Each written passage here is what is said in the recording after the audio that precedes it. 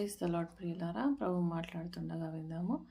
Tongues ఉన్నవాళ్ళు దాన్ని అనేక రకాలుగా మనకు టంగ్స్ యొక్క యూజెస్ ఉంటాయి. అయితే మనం ఎప్పుడైతే భాషల్లో ఎవరైనా ఏవిల్ స్పిరిట్‌తో ఉన్నప్పుడు మనం వాళ్ళను విడిపించే క్రమంలో కొన్నిసార్లు దేవుడు మనకు విస్తారమైన మాటలు ఇస్తుంటాడు.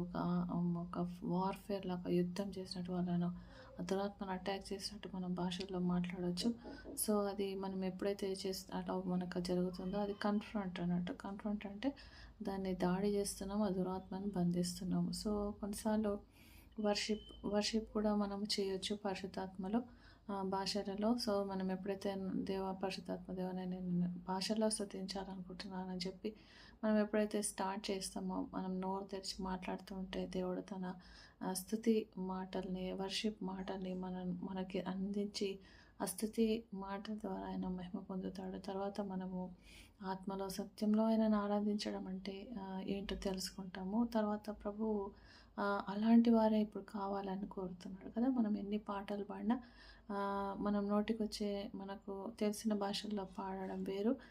అన్య భాషల్లో పాడడము చాలా గొప్ప. వర్షిప్ చేయడము, పాడడమే కాదు వర్షిప్ చేయడం. సో, ఇవన్నీ కూడా చాలా గొప్ప ధన్యతలు. We should explore tongues. మనం టంగ్స్ 2 మాటల దగ్గరనే ఆగిపోకూడదు. మన జీవితానికి ఏవేవి యూజ్ వర్షిప్ చేయొచ్చు. మామూలుగా మనం ప్రార్థన చేయొచ్చు. దేవునితో ఏదో ఒకటి సంభాషణ చేయొచ్చు. మన హృదయాన్ని ఆయనకు ముందల నీళ్లు కుమ్మరించినట్టు, దావీదు కుమ్మరించినట్టు మన హృదయాన్ని కుమ్మరించొచ్చు. సో, మనకేదైనా బాధ ఉన్నప్పుడు, ఏదైనా వేదన ఉన్నప్పుడు come to God and ask God. దేవుని మనం అడిగితే దేవుడు తప్పకుండా మనకు సాయం చేస్తాడు. కాబట్టి అన్ని విషయాల్లో దేవుడు మనకు కృపను అనుగ్రహిస్తాడు.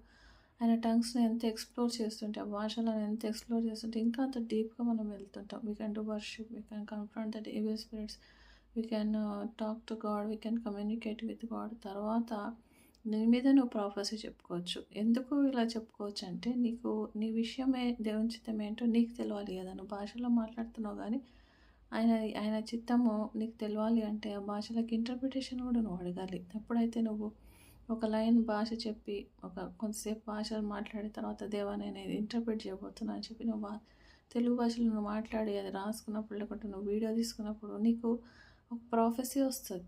సో, అది నీ జీవితంలో నువ్వు ఏ జాబ్ చేయాలి, నువ్వు ఏ వివాహం చేసుకోవాలి. సో, ఇలాంటివన్నీ కూడా నీకు major decisions you can ప్రొఫెసీ on your self. నీ మీద నువ్వే ప్రొఫెసీ చేసుకోవచ్చు. మనం ఎవరి దగ్గరికి వెళ్ళాల్సిన అవసరం లేదు. సో, అది కూడా చాలా మంచి ఉపయోగము. తర్వాత ఇవన్నీ కూడా మనలో కలగాలని దేవుడు మనల్ని దీవించును గాక. ఆమేన్.